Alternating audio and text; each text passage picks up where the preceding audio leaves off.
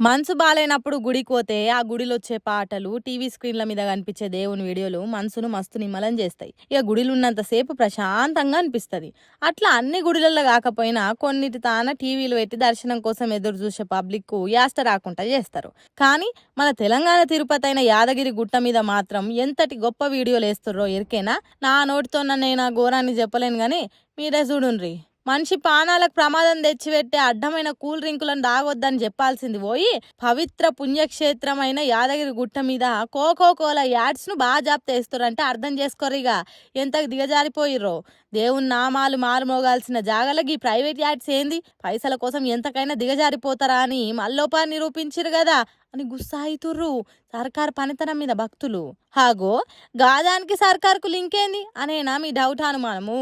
ఓ పారి మీరే సరిగ్గా ఆలోచించుర్రి. సర్కార్ పర్మిషన్ లేకుండానే యాదగిరి గుట్ట మీద ప్రైవేట్ యాడ్స్ వేస్తారా చెప్పుండ్రి? సర్కార్కు దీని గురించి తెలియదంటే నమ్ముతారా చెప్పుండ్రి?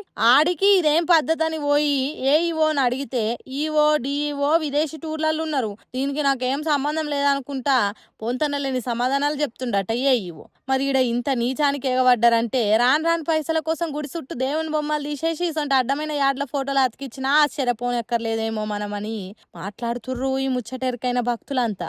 మరి సర్కార్ దీని మీద ఏమన్నా రియాక్ట్ అయితే జర మంచిగుండు కదా, ఏమంటారులా?